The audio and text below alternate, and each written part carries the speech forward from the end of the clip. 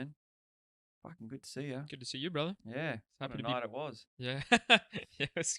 Quite the Jesus welcome back to Melbourne. Christ. In true form. Oh, we'll have a couple of beers, eh? Fucking 20 beers later, a bottle of rosé, a bottle of red.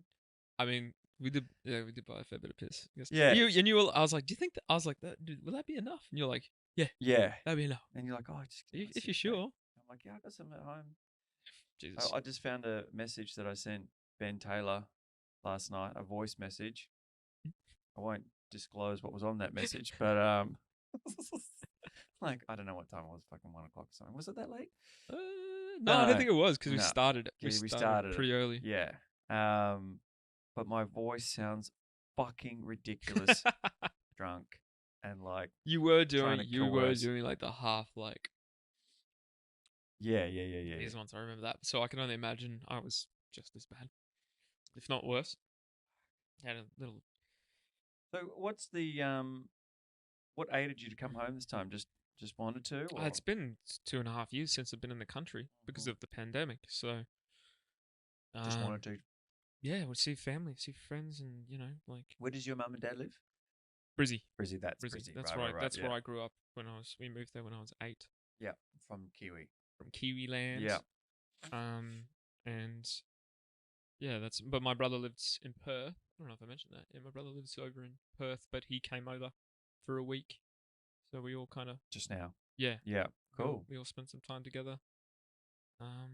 Yeah, so it was great. And it was my sister's birthday and Mother's Day. Right, heaps happening. Yeah, I was originally going to stick around. My dad's birthday's next month. I was going to stick around till then, but I've got a screening in LA. Yeah, got half your luck. Huh? So half your luck. Half my luck, man. Yeah, well, it's not luck. Well, it is and it isn't. I can get that. That's actually, I'm bringing that up in the podcast right now. It's that Lancelot. Yeah, yeah. So the Siege of Robin Hood, it's called. Yeah, right. And I play Sir Lancelot.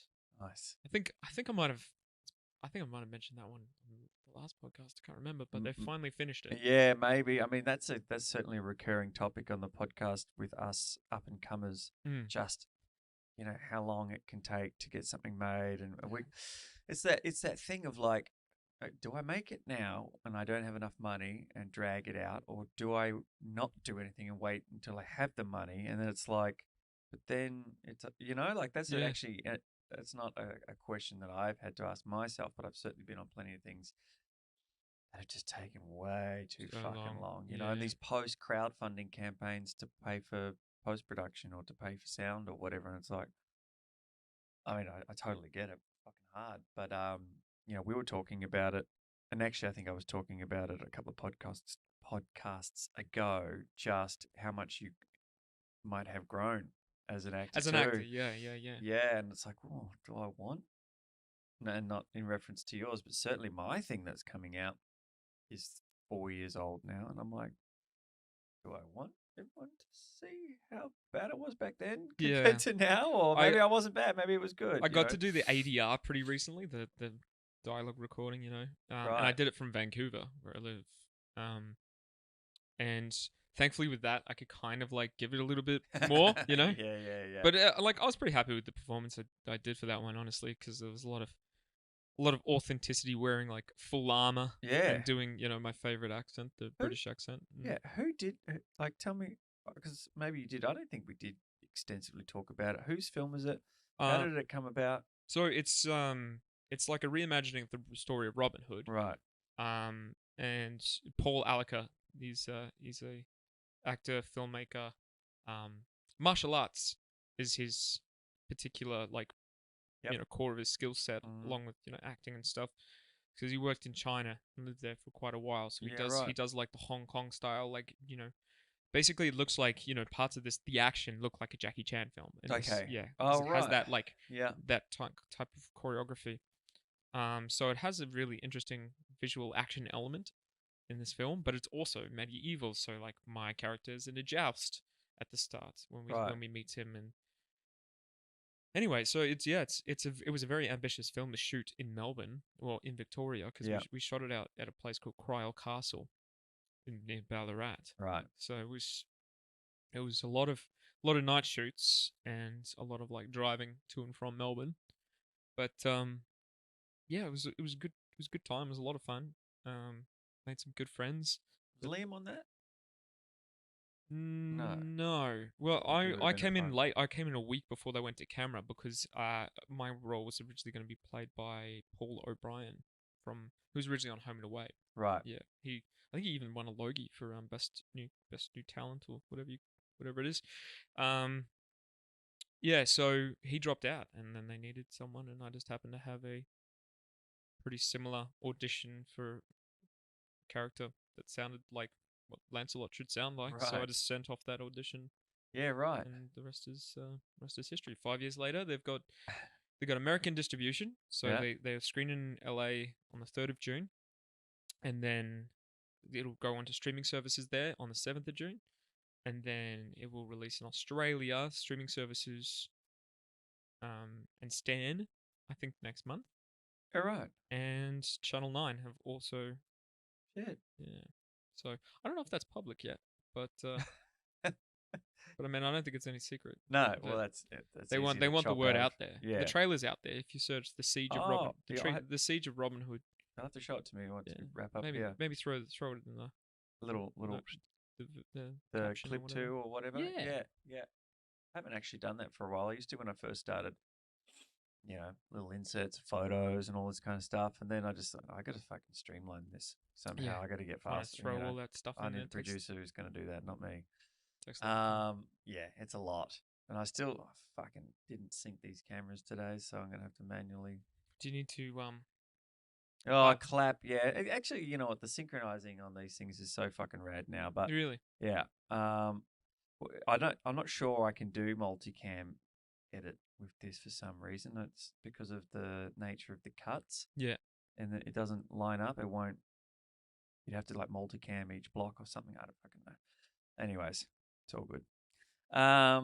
Wicked. And you got something else that you're fucking quite pumped about too, eh? I do, mate. Well, Yeah. I mean, and that is one I know I've talked about it on the podcast. Yes, yeah, we way got back. into that one Yeah, because yeah. you're on your way to either do The another first screening. Yeah. first screening. So we did with the first version of this film I made right before I moved to Canada.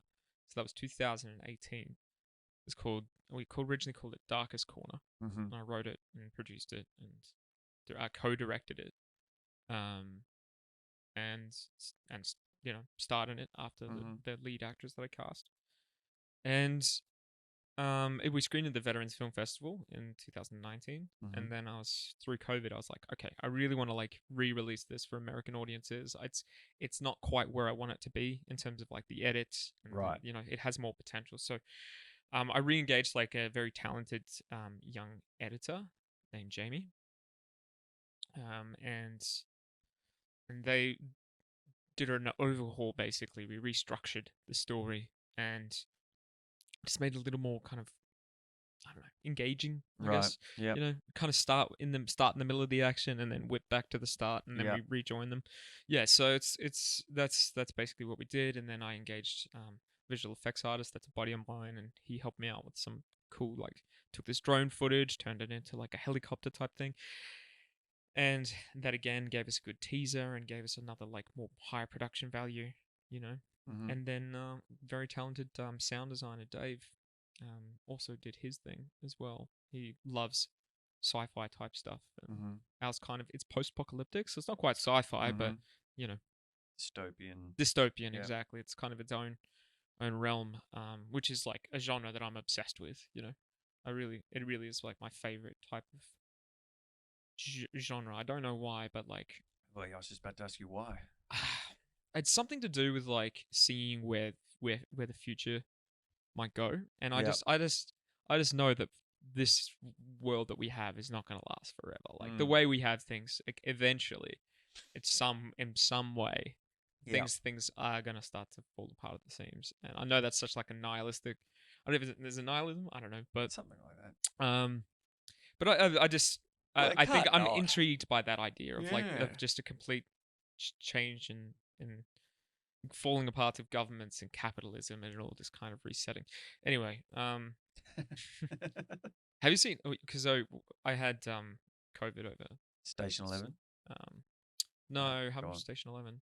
I was going to say I had COVID over New Year's, and so I had to spend days and days and days at home between Christmas and New Year's, and I watched as much dystopian shit as I could. So I rewatched like Children of Men with Clive yeah, Owen Julianne and Moore. Julianne Julianne Moore. Moore. Oh man, such a phenomenal film. Really holds I up. couldn't get into it. Dude, Yeah, did you watch it the whole way through? probably not. That's how I'd much give I it could. another go, mate, because it really is. It has like Michael Caine, a young Charlie Hunnam, um, yeah, he's like a recurring kind of supporting character in it. Even like a young, what's his name? Ah, Chuck Bass. He plays Chuck Bass in Gossip Girl. Ed Westwick or whatever. Yeah, Yeah. I can't picture who you're talking about, but Yeah, he's in it too. Anyway, anyways, yeah, good film though. yeah, and I watched like Handmaid's Tale as well, like that series, phenomenal. You hadn't watched it I'd before? never seen it Oh, before. fucking I was hell. like, I get it. I get why people get so. By the time it was like, I think it was about 3 or 4 episodes in, I was hooked. Yeah. And good thing I had the time to just like sit there and watch it. It's a fucking ridiculously good show. I'd almost Brilliantly forgotten made. about it then. Brilliantly made. Yeah, I wonder where the next season is because It's coming. Yeah, It's coming. Yeah, they would have filmed it by now, surely. Yeah, that's the type of show I'd love to either act in or make. Yeah, You know? yeah. My Just be unreal. good friend here, Kira, her cousin is in that show. She's one of the young whatevers. I forget what they call One of them. the girls, the handmaids. The good kids or whatever. You know, like the ones that are owned by the rich people. Oh, Yeah, so one of the she's kids that's adopted. Yeah, right. yeah. I think so. Yeah, she's got It just raises so many issues and so many like cool, interesting so talking much points. poignancy in there, isn't there? And massive. so much that like no one's saying, but is I mean, I'm not going to go off on the conspiracy track here, but there's just so much, Dude. so much. No, you what? A really good show that you'll like. Fuck, you'll froth over is Station 11. Station 11. Yeah, Okay. and it's a virus that fucking wipes out the planet. Which has been done, many times, but in real life. Yeah. But for it to come out now, but it's ultra real, Yeah, and wow. I really really loved it. Great arc over because it's sort of over. How old is it? I've never heard of it. And it came out like 6 months ago. Shit. Maybe a year ago. It's on Stan, and I forget what her name is. The blondie from the latest Terminator film. She's like the half cyborg I don't type know if chick. I've seen the latest one actually. Did you ever watch the one where Arnold and has the original? Nah, it's the one where Sarah Connor kind of comes back. Well, I guess he's there, isn't he? Yeah, Yeah. He's in it. Yeah, she's No, I haven't seen that fucking one. ripped. She's the human that dupes Blade Runner in the latest Blade Runner. She's like, but she has sex with him and he's fucking yeah. whatever. Right. Oh, okay. Yeah, I forget her name. So she's the lead? She's the lead. Yeah, she's great. She's great. She was in a really great show that flew under the radar here, especially in Australia, called Halt, Catch Fire, with Lee Pace. Oh, Lee Pace. Yeah, and that I haven't seen enough of his work actually. You what? Sorry. Haven't seen enough of his work actually. Yeah, he's been hit and miss. Sometimes you love, and then other times you're like, It was what? He's in Guardians of the Galaxy, and he was great in that. The Hobbit. Is he in The Hobbit as well? I yes. He's like the elf. Yeah, he's like the lead elf. Yeah. Yeah, that'll be like the two big things I'm familiar with. He's got that other show out at the moment. It's on Apple. It's set in the future. See? You didn't see? No. Motherfucker. Oh yeah, I haven't seen that. No. Interesting title for a mainstream show. Honestly, like you could name a show that now get for away sure. with it. Probably been taken. Yeah. So Motherfucker Jones. Your name is Motherfucker Jones. What was that of? Horrible Bosses. It's Jamie Foxx's character, and he rips them off. Yeah. He's always got the drink. Yeah. The big gulp. Motherfucker Jones. Such good films. Great film. Yeah. I really like the first one. The second one was a bit much. It was a bit too like bumbly, stumbly, a bit too loose with their kind of maybe their improv scenes. Yeah, okay. The first one I thought was brilliant. Chris Pine did a great job in the second one. Chris Pine's in the second one? He's the son that they abduct. Oh, shit. It's been a while since I watched that one. Same. But yeah, who's it? Colin Farrell, Kevin Spacey, and Jennifer Aniston in the first one. Yes. Yeah. And then it's Christoph Waltz. Christoph Waltz, yeah. Waltz, and Chris Pine. And then they go to the prison scene is great where they go to get advice from Kevin Spacey's character who's now in prison. Now in prison, yeah. Fuck, his whole, that's a shame about him. Very big shame. I was gonna say I'm still a fan of his work. Yeah, I wouldn't. It sucks that it came out all this. That's a shitty way to come out to the world. Actually, all of that stuff. There's only one actor that I've gone. You know what? Actually, there's two, but more recently that I'm just will never watch any of their stuff again, and that's Will Smith. Yeah. Fucking bellend, man. What a terrible thing to do. Fucking dick. What a terrible thing to do. I think Jim Carrey put it really well. Good. Yeah. When he was interviewed about it, and he, Chris would have been well within his right just to sue him for everything he's worth. What a ridiculous thing to do. Yeah, well, he's getting his comeuppance. What have I had this? The big one will be if he can't book another role. That's what we'll see. Well, he's lost a lot, hasn't he? He's like he lost that show, didn't he? Yeah. The show he was producing, the Fresh Prince one. Yeah. Was it? There was wasn't there a show like that was about him or something? That was Apple. Was it something he was doing with Apple, and they just fucking went. Everything got canned. Yeah. Everything. Yeah. Good. I hope the Bel Air one didn't, because he's not really in that.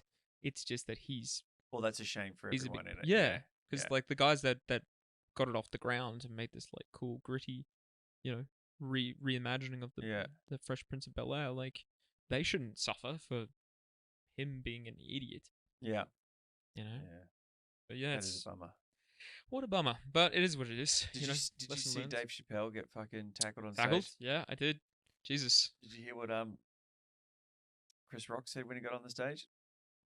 Yeah, when he came back, and he said something like, Yeah, well, it was after the dude was getting dragged off, and Jamie Foxx had just got off the stage or whatever, and Chris Rock was up there, and he goes, "That was Will Smith who tackled him," something like that.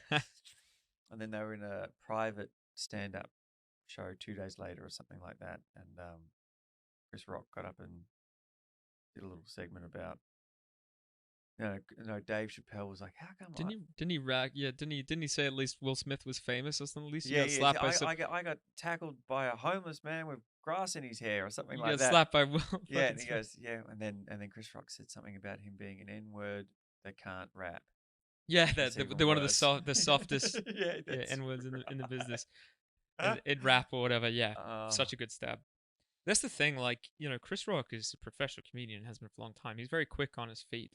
He was trying to keep it together and be a professional. He still knew where he was, the Oscars. Yeah, right? Yeah. He could have cursed him the fuck out. I'm surprised he didn't.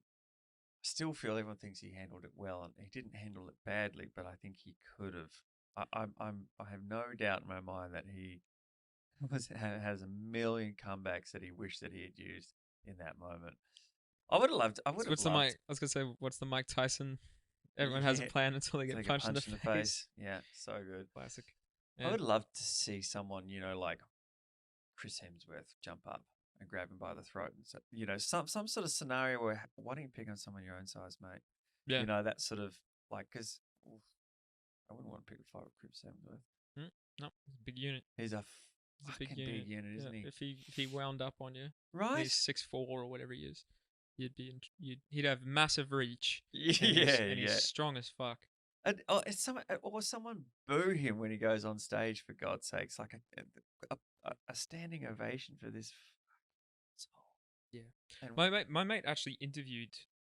He was interviewing folks like Dwayne Johnson and Will Smith when he was in LA for a media company, and he genuinely said this years ago now to me, before all of this shit.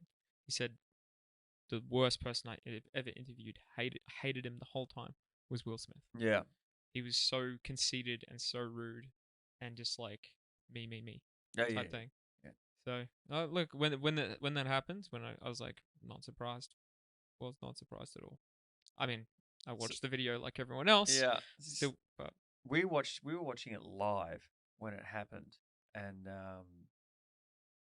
there was something about there was a cut that came afterwards or something like that. That was just behind the eight ball.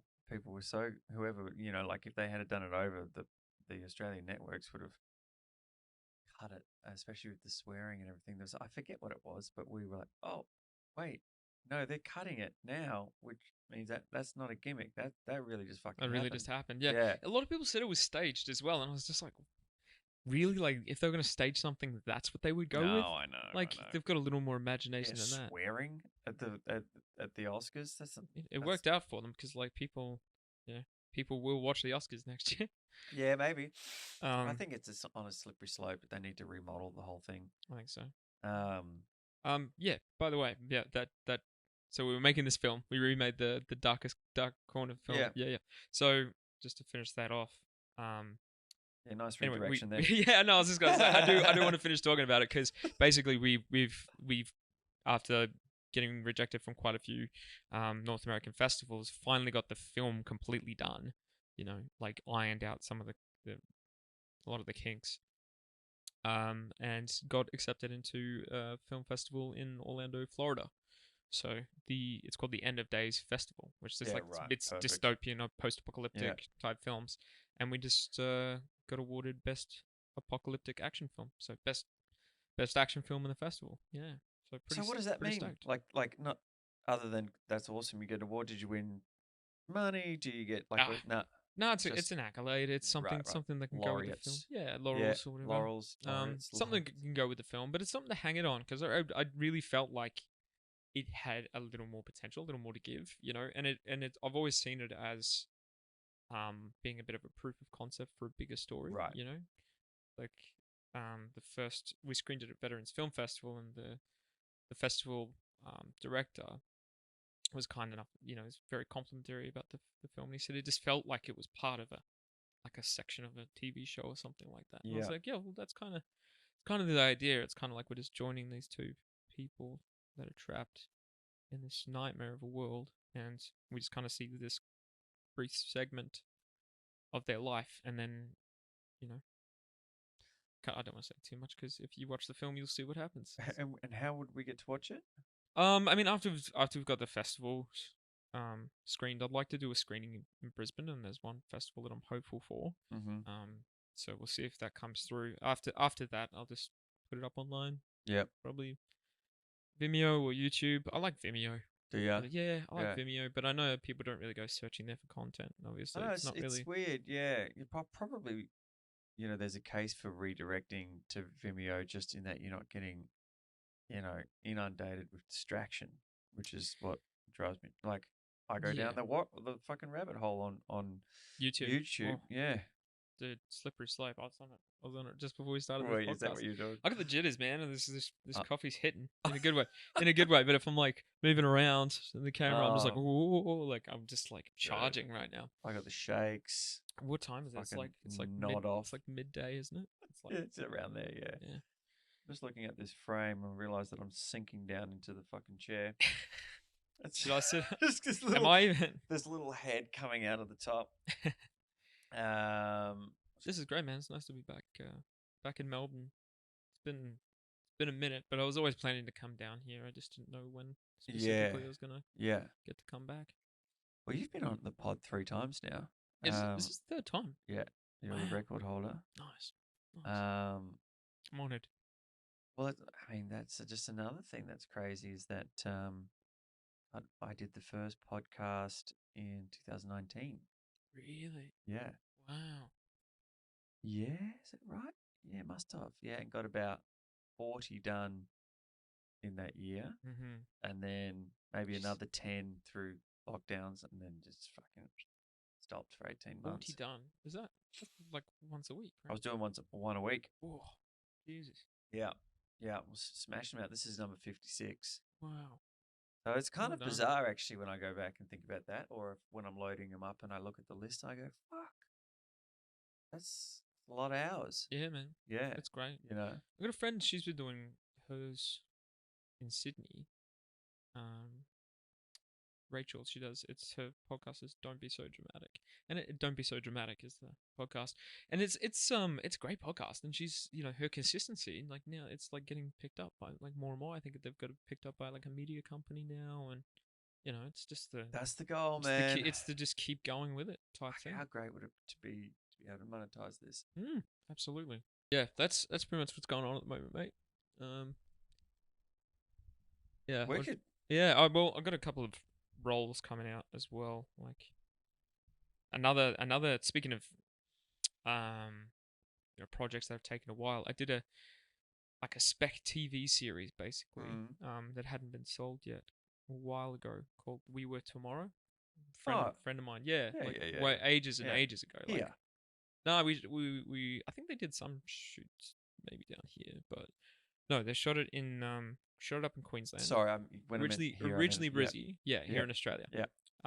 Originally Brizzy, and then northern Queensland, which did reshoots in like Rockhampton and stuff, and then they finished it off filming stuff in LA because a lot of their cast was in LA. Chris Kirby is in it as well. Oh, Mr. right. Kirby. Yeah. Shout out to Chris if you're watching this, mate. Legend. Legend. Oh, some great folks. A couple of Melburnians in it actually. Nikolai Nikolaev and Mr. Guyton Grantley. Well, Guyton lives down here, but he's a Queenslander, I think, like me.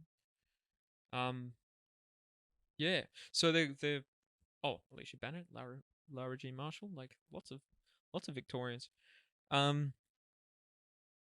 Yeah. So I've finally, I think, got their distribution sorted. I don't know where to so how much did they film? Originally, we did it as a feature.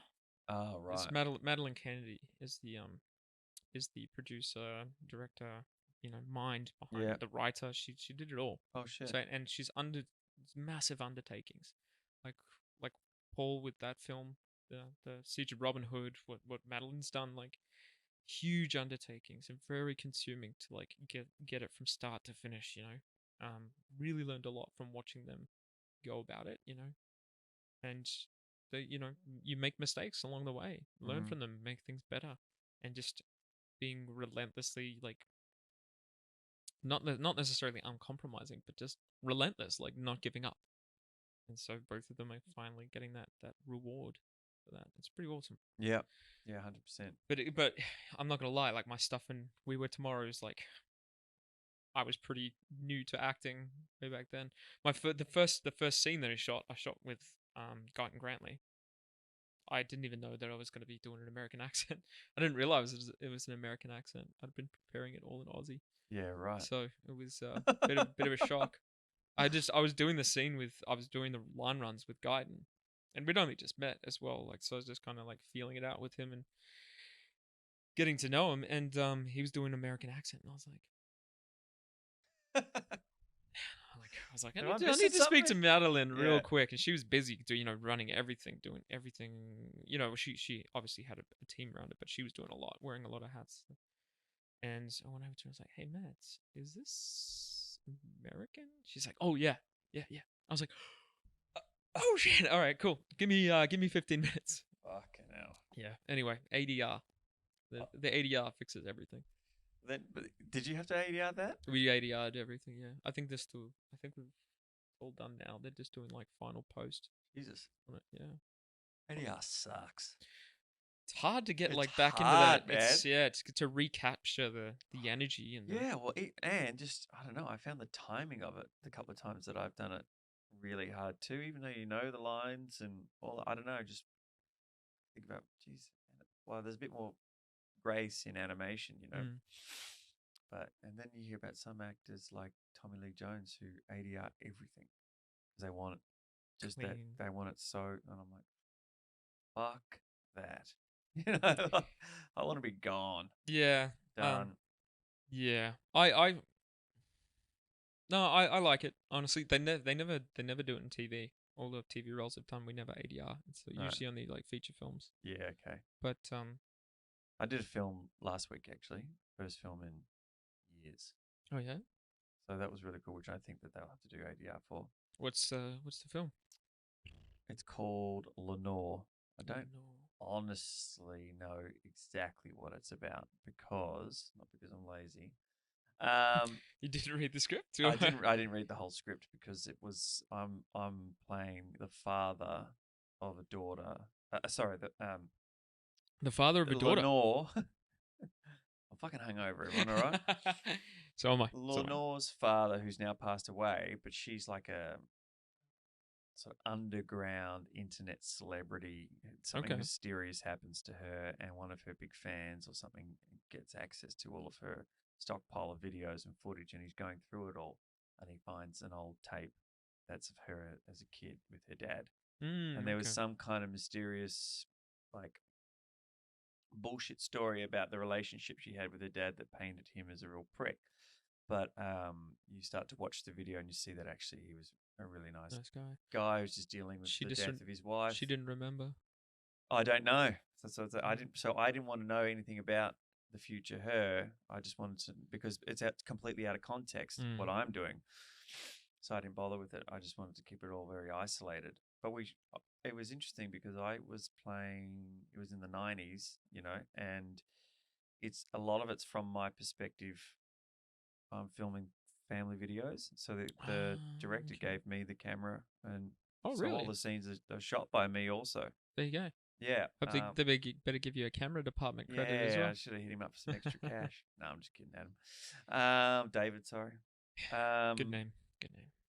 But it was great because it was one of the first things that I've done with a child actor. And there's an affectionate dad and daughter scene, like where I'm crying and she's consoling me because mum's dead and whatever, and it's kind of like it's a weird thing, especially now as a parent.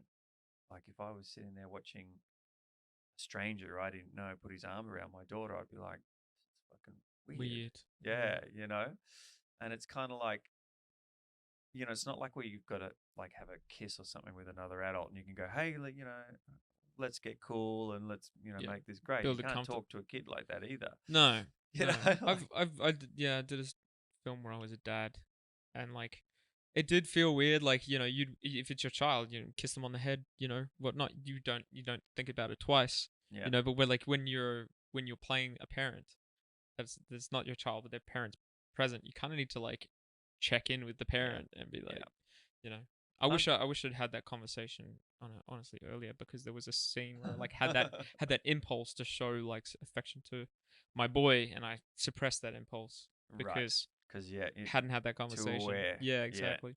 But maybe that works. Maybe like my character as a father was very suppressed his emotions.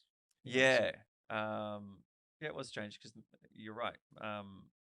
Bobby's mum was there the whole time. She was awesome.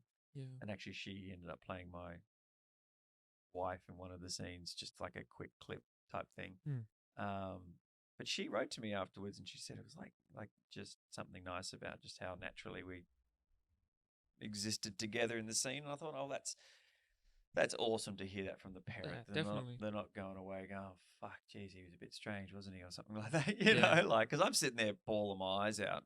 Like I was actually really, really stoked because I haven't cried on screen before properly. It's not easy. Yeah. It's not easy. Not when you've got a kid sitting there too, right? Yeah. Well, now that you're a dad, like, did you find that came to you maybe a little easier? Dude, all I thought about was Layla. Yeah. And it's like I can bawl my eyes out thinking about her laughing. Like it's like sweetness tears or devastation tears. They both look the same. They still look the same, absolutely. Yeah, they're both wet. So true. It's like so happy tears. Like it's such a memorable feeling when it comes. Really, like, I remember my friend getting married, and I've never cried at a wedding before. Keep talking to me. Yeah, I've just noticed something, but yeah, keep talking. I was just gonna say I've never cried at a wedding before, but you know what? Like seeing one of my best friends from high school get married, it was just like went immediately. It's one of those funny things. I can only imagine parenthood is just like full of those moments. Bro, I nearly cry every day. Honestly, I'm not. Sometimes out of tiredness and sometimes out of just like amazement. Like, she is amazing. She's fucking amazing. She has a piercing stare. She stares through me. You have felt the wrath of Layla's stare. Yeah. Yeah. She makes me rethink my entire existence. She's looking at me like, is this all you fucking do? Is this? Dude, she's Are you still here, bitch? she Like is the stare contest queen. queen, Yeah, 100%. doesn't break. 100%. I've never seen a kid like take such like an interesting look. Like she's very observant and she's quiet. She's not like talking to me. Nah. She's not asking me questions. She's just observing you. Well, my dad felt it too when we first went to go and stay over there. He was like, "Yeah, now she's looking into my soul right now." Yeah, You know, she is. and this is like she's 11 months at that point, not even 9 months. Yeah, she's always been like that. It's amazing. It's wild. Yeah, Big blue eyes as well. So big it's like blue eyes. Yeah, so just like you feel it. there's something about it, isn't it? It is. Yeah. Yeah. She's so sweet. She is. She gets sweeter all the time. It's just yeah. Anyways, I talked about her a lot on this podcast. She's made a few appearances too. She comes in and screaming in the background or asking people questions while we're mid podcast. Yeah, no. Back to what you were saying before, like, and someone was asking me about it the other day too. Actually, on here, Bridget was asking me. Well, I remember my acting coach Miles Pollard when we were first talking about learning how to cry and stuff like that, and he said, "Well, wait till you become a parent. It's fucking like it's a piece of cake. Wow. Just fucking yeah." So Sharpie and I talk about it's the same. Good old Sharpie. It's a weird thing, yeah. Like I mean, I was saying, I've always been someone I'm an emotional person, like, and I can cry pretty like easily. But I mean, try watching a film, you know, that has anything to do with the loss of a child as a parent. I mean, it takes you fucking weeks to get over it. Dude, Holy crap! can only imagine. Yeah. One that hit for me, and not being a parent myself yet, but I watched. Have you seen Supernova? Which is the two films that came out about dementia and Alzheimer's very recently. One is I think The Father. Anthony. I haven't seen that one. Haven't seen that one. I've been saving it. I've been saving it. So if that one, but I've been watch told. it on a hangover. Watch it today. No, that's the problem. That's the problem. When I was really hungover, like, you know, really hungover, I watched Supernova, and it's Colin Firth and Stanley Tucci are in a couple together, gay relationship. Yeah. Beautifully portrayed. Yeah. And just so loving. And both those actors are just like Next top level. of just next level, top of their game, like there for each other. You know, the love is so real. And anyway, Stanley's character has like I guess you call it early onset. Yeah. Alzheimer's, being that he was a man in that film, I think in his 50s. Mm.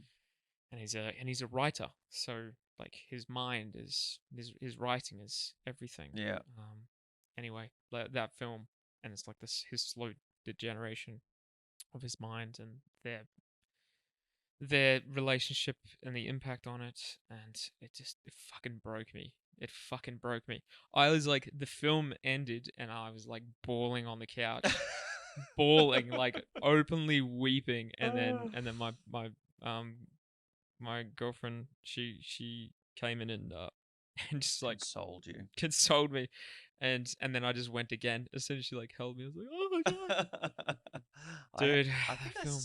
I don't know the film. I think I might have seen something for it, but I didn't know that that's what it was about. But I will have to check it out. It's pretty close to home because like my dad feels like he's getting there, and my auntie is completely fucked with Alzheimer's.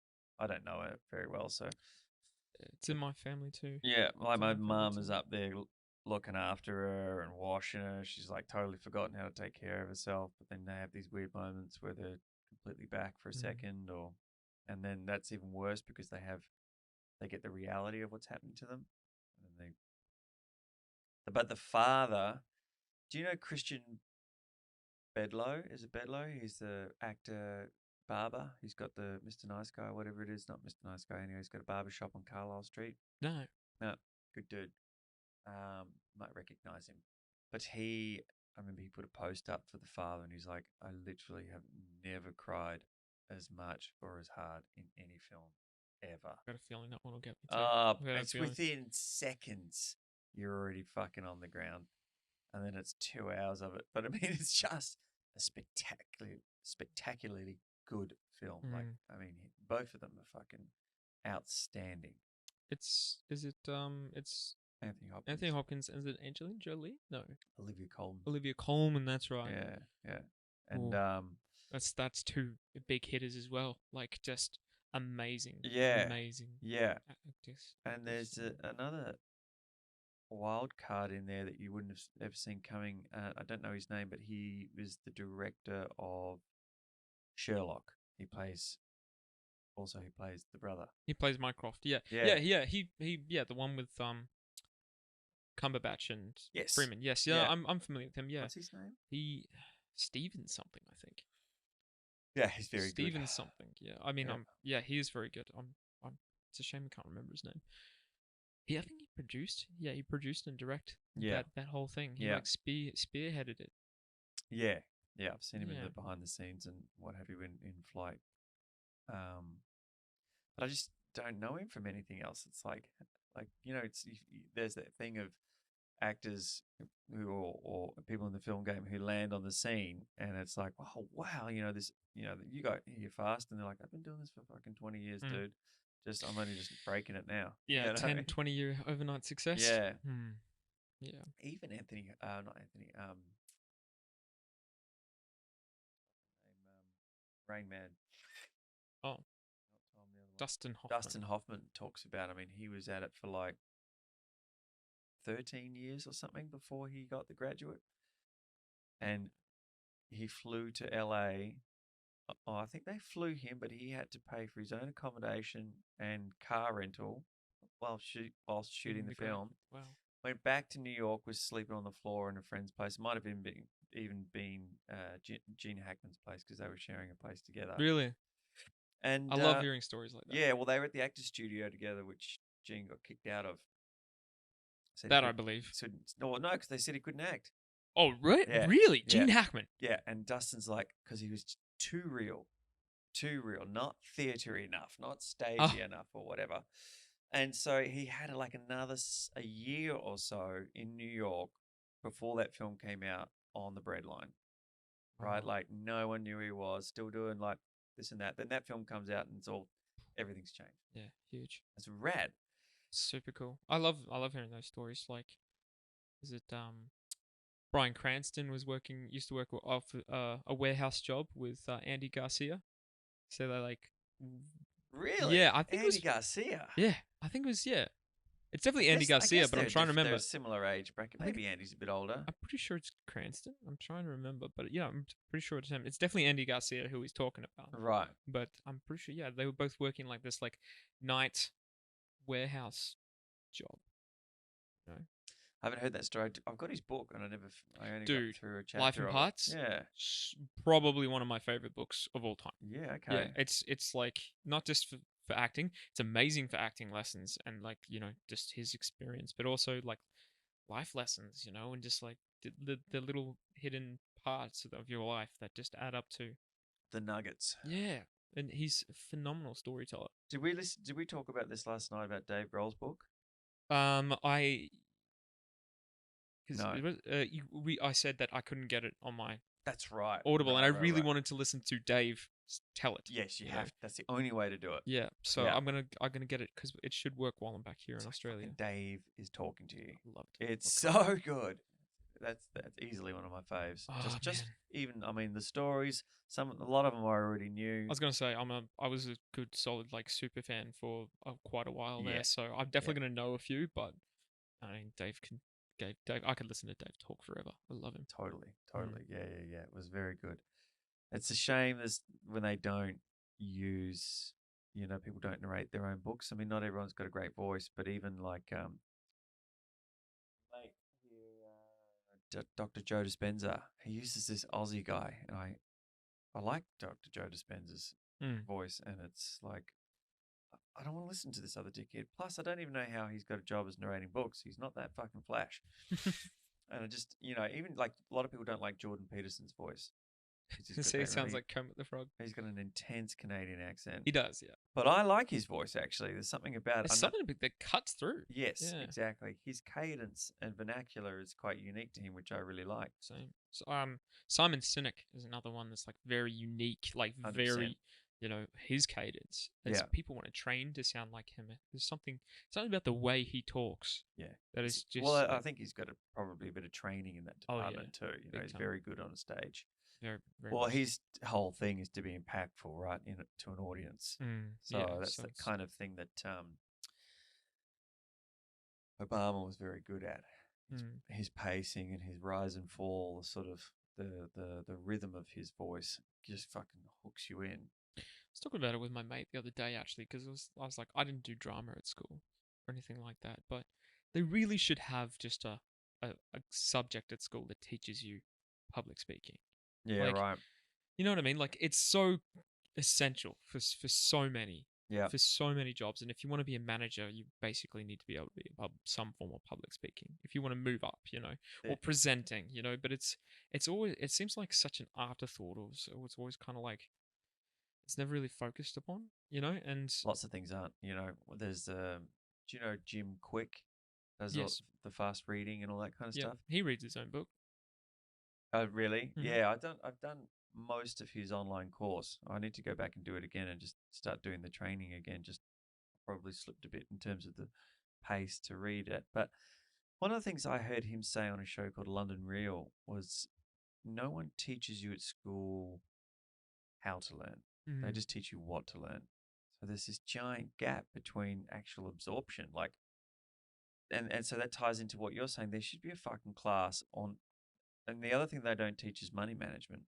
Right? They teach you economics, but they don't teach you personally how to personal finances. Personal finance, which is like, why don't they? Why don't they? We fucking need it badly. When was the last time you used algebra? Like, there's there are applications to algebra and to trigonometry, and like, I get that. There definitely is. I was a fucking architect originally. Yeah. Like, but there's stuff that you had to go and learn yourself, like personal finances. So much time and money could have been saved. I didn't learn until I was 35. Dude, honestly, for the last couple of years for me too. Yeah, like, it was have job, spend. That was it. It was Why don't I have any money in my bank? It was Victorian. Scott Pape, the barefoot investor. Yeah.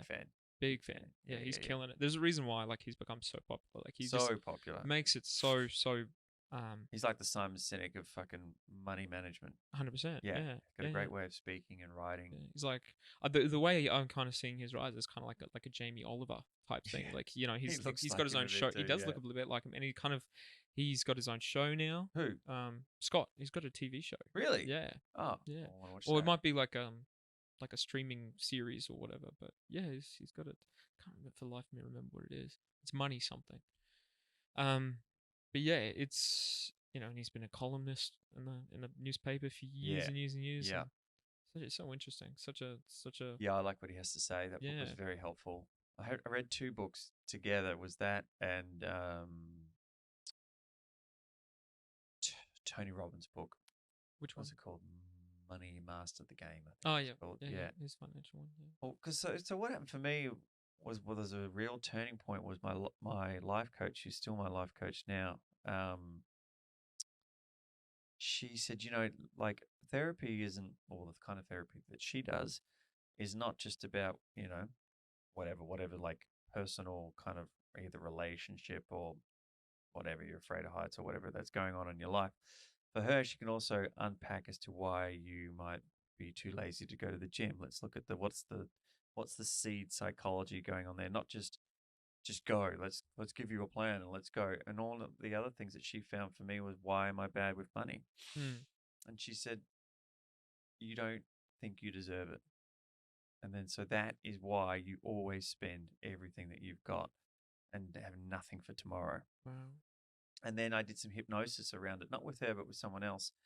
And I found 2 big events in my childhood that I totally repressed. And that was, now, you can't have everything you want. That was something my dad said to me. So why can't we have more of this? You just can't have everything you want. Well, if you do it right, you probably can. you know. And then something my mum said was, I chimed into a conversation. She was looking to remortgage her house. I remember it. She was in the kitchen with my brother, who is not good with money, but is very smart. And I wanted to understand it. You wouldn't understand it. Straight out of the gate, I just embedded that into my psychology. You wouldn't understand it. I'm not smart enough to get I'm this. not smart enough to get it, so don't bother. Well, those are two big ones. Yeah, it was huge. And when I unpacked that, all of this happened at the same time, like these books, that hypnosis. The other thing I did was a few years before, but I still haven't quite got it all right. And then all of a sudden, I mean, I say this to my dad now, like I'm sitting there having conversations with my dad about reading stock charts and fucking following this and knowing what's happening in the economic world. And I've, got my head completely around, I say that within context of me, cryptocurrencies and like all this kind of stuff. I never, ever, ever like imagine that I could understand, and I can understand it, which blows my fucking mind. And it was just getting rid of those little bits of trauma. So that's what I really think is interesting about. So back to what I really loved about Tony Robbins' book is he talks about why people don't save money and things like that. So let's get to the, not only just, just put away $10 each week, like why aren't you already doing that? What's actually getting in the way? Yeah. Getting in the way. Yeah. There's a belief system in there, or there's trauma, or there's, all kinds of things. And maybe there isn't, but most of the time. Usually there is. It's a limiting belief, and you're like, yeah, it just lives in there. I've definitely guilty of those too, for sure. I don't know if I'm ready to unpack childhood trauma in my hungover state, but yeah. But I definitely I'm a firm believer in therapy and going to do that. I started doing plenty of it this past year. Actually, just got to the point where I was like, I need to, I absolutely need to. I remember you telling me, and I've been meaning to follow up with you about that. Going to therapy thing. Yeah, I did a bunch of therapy last year too. I think it was when we were on the phone, when we caught up on the phone or something. Yeah. I was driving around working at the time. Yeah. Yeah, things just kind of were culminating for me, and I was just, and a lot of it was like stress related to work and stuff like that. And what was the stress? I had a really bad boss, right? Really shit boss on this particular show that I'd agreed to do, and the reason I'd agreed to do it is they rec or acting. Recce or acting? Oh, scouting. Yeah, scouting, location scouting. Yeah. No, acting. I've been very lucky. Like I've always had great experiences in Vancouver. It's been very lucky. But for scouting, normally I would work with people that I enjoy, and I've had some great bosses. And then this particular guy was just like fucking worst. And so, and and because I was getting paid such good money for this, that is the most I've gotten paid per as a daily rate for location scouting before. I was like just gritting my teeth, getting through it. I had a bunch of mates that were working on the other episode, but I was scouting for this dude's episodes. They kind of go one location manager for odds and evens, basically. And this dude was just a prick, like just old school, which is not, not all old school people are like that, but like there's something about this dude. You talk about limiting beliefs. Someone had been treated this dude like, like shit when he was right. In my position or a PA. And yeah, he just felt like he had to be that to the next person. And this guy's like a bully, basically. Right. And I'm like, I'm not gonna get fucking bullied. Well, I mean, you're never too old to get bullied, but I'm like, I'm not gonna put up with that shit in my professional life. So I ended up just leaving the show. The guy's not worth reporting. You can't if it's your direct boss, you can't who are you gonna report it to? Right. There are systems, but no one's gonna do anything. It's just all verbal. Yeah. He finds someone, and then he just tries to basically niggles at them. Right. Niggles at them. So when I left the show, my mate was still had a front row seat to this. When I left the show, he then moved on to the other scouts until eventually he let go one of them from the show way earlier than they should have. And then he tried going after my mate as well. Just always needs that someone to go after. He needs a target, That's what Willie does. Oh, yeah. Yeah. But this dude keeps getting hired, even though less and less of Vancouver want to work with him. That's just how the business goes. There's so much work over there that if you're anyway decent at your job, you will get hired.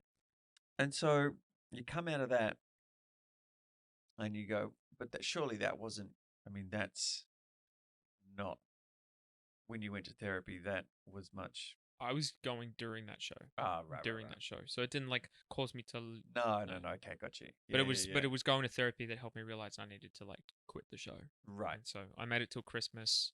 Called up the other boss, who was the mate that hired me, and I said, "Hey man, I know you got me on the show, but I can't deal with this guy anymore." Yeah. Like, and you know why? Yeah. You know why? I don't need He's to. just waiting for the call. Yeah. He did ask my reasons. He was just like, "Can you give me some like specific reasons?" And so I just explained some particular occasions where this guy was like, little microaggressions and all these things that are not report worthy, but just compounds. Just compounds, Yeah. just like gaslighting you into making you think you're bad at your job. Right. That type of stuff, and then throw you under the bus every opportunity you get. So yeah, like, and he and my mate, the other, he had to report to this guy basically because he was the second location manager brought onto the show. Under this guy, basically. One of them was the lead location manager, and then he was the second brought in, so he kind of was under this guy. And my mate was just like, "Dude, you're the sixth scout to leave the show this season. What's going on? Like, what is it about this dude?" I'm just like, "Mate, everything I just told you and more. And you should get out too." Yeah, right. He made it to the end of the show, and I respect him for it. Not that I didn't already, but he called me the other day, actually, just out of the blue, just to check in, and he apologized again. He's like, "Man, I did not mean to get you onto that show for that." Yeah. And it was very kind of him to do that. I don't hold it against him. I'd work with him again in a heartbeat, because even though he is he's tough on you, and he'll teach you. He'll tell you how he sees it, and he's like, "Man, this isn't good enough," or this was missing, or what have you. He's a teacher, not a bully. Yeah. That's what you want. Yeah. I wonder if your microphone's gonna pick up all the noises my hungover belly is going. No. Yeah. So I prefer teachers and stuff like that. So now I'm really going to limit who I work for. Probably scout less and make more stuff in Vancouver. The scouting pays more now, which means I don't have to work as much. Yeah. No, that's good. That's good. That's the ultimate. That'd be sweet. Yeah. God, I hope to get to a place like that. I'm working towards that. Just to have a passive situation where I'm making enough that I can put more focus back into. This is the sort of, what's the word that I'm looking for? Better word than rock in a hard place. The situation that I find myself at now, not just that work has slowed down a bit, just in my general day to day, but like my focus is so fixated on like the family now financially that I don't have tons of room for the creative like I used to.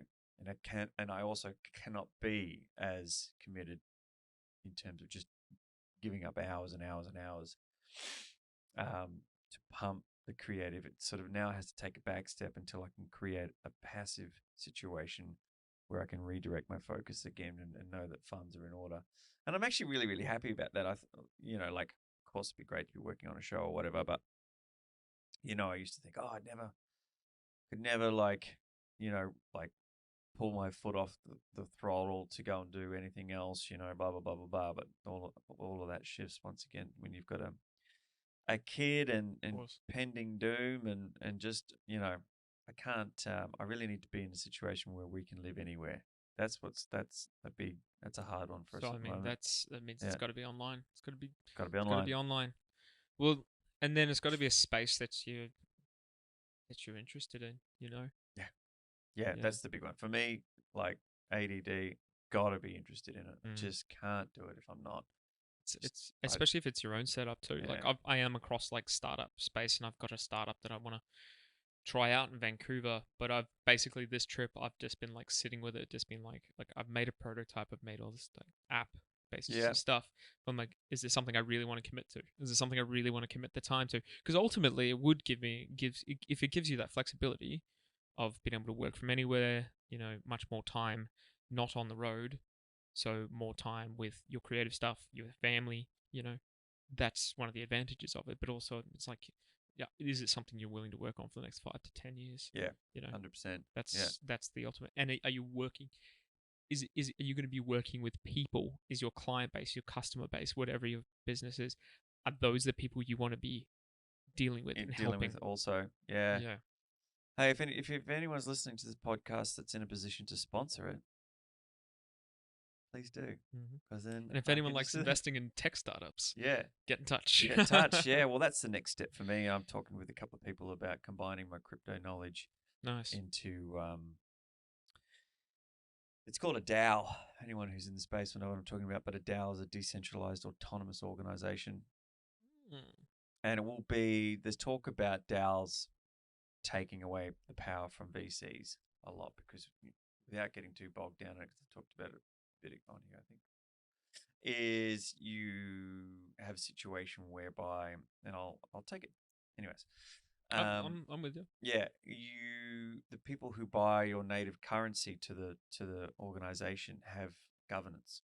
So what you could essentially do is you have this decentralized platform that lists people who are able to, through becoming coin holders, then they could post scripts, TV, film, whatever, and then every 6 months or whatever, there is a vote, and the vote is the governance. The token holders can vote on which scripts they'd like to see get made. Yeah. Which essentially makes them all executive producers. They would receive NFTs in airdrops, which could be really valuable in the future. And you have like a group of 20 filmmakers, actors, sound people, whatever, that are attached to the protocol.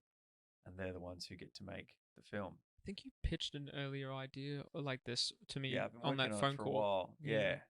And it's just, as I'm learning more about the emerging tech, it sort of transitions to new places. The guy who did Gold with Zac Efron, I think he's the supporting actor, plus he might be the director. He's just started something similar, but it's not as autonomous. It's still very much, I own and run this thing, and it's like crowdfunding through an IPO, well, what you'd call an IDO. Whereas this would be different. It wouldn't be initial DEX offering. Yeah. Okay. And so it's still like this is the film, right? So this film is getting made. Yeah. Whereas the other one, people would vote on which ones they wanted. Okay. Which gives a lot more empowerment to the people who are part of it. They get to become executive producers. Plus, there'll be pump and dumps that go on with the currency, and it makes more money. But there's lots of other ways to prop up the price of that coin to keep it valuable. And then work on it that ways. There's a lot more to be nutted out. And a group of us is sort of just having this conversation about it now, working out just how much it would cost. The big expense, in my opinion, other than coding, would be marketing, because you need that IDO to pop. That costs you. You need to find someone who's going to shill it for you. Of course, yeah. But I think it would be so cool. And then I would like to make a music component of it as well. I've got a buddy who's right into music, and used to have a production studio that he just never actually did anything with, but it's always been his goal to get back to music. And I was like, wouldn't it be cool, like, if I was discovering new filmmakers and we were getting films made and you were finding new music and what have you, and they didn't have to go to a record label because they could fund enough, or whatever, it expands from there. There's what I don't quite know yet is, can you be voted off your own creation? And that would not be great. You'd need to somehow. Can you be voted off? Like if all these great films get posted on there, and then me as the actor wants to make sure that I'm acting in some of these films. If the people with the most like governance through their how many coins they own, could they vote me off? I need to find Steve Jobs got fired from Apple. Yeah, that's all right. The board could get together and say fuck off. Yeah, it happens. But anyways, that would be a great way to keep the two combined. Yeah, and you've seen I think I mentioned this when we were on the phone, like Hit Record with Joseph Gordon-Levitt, what they did. Started out with just a basic website, and Yeah. went from there. Like, Yeah. But he has ownership over those songs. yeah, I think he does. Yes, I he think him and his does. brother. And they go to the nth degree to make sure that They you know retain. that they retain it. That's theirs. Once you put it on there, bye bye. You get royalties, of course, but it's not yours anymore. And he can do whatever the fuck he wants with it. Which, good for him. I got an account once. I thought I might try and throw some chords in there and see what happened. Never did it. Yeah. But anyways, mate, that's about all the juice I've got. Ooh, yeah, I was gonna say everything will start to run out of battery if we keep going, mate. This is fun. Actually. Yeah, man. Yeah. Always great. Fucking been a great 24 hours, brother. It's No good worries, to see mate. you. It's good to be back, and thanks for letting me plug my shit. And I look forward to being on the podcast next time, so I can keep my record as the most featured. The most featured guest. That's right. You're number 3 in the can. Woo! Thanks. Love you, mate. Much love.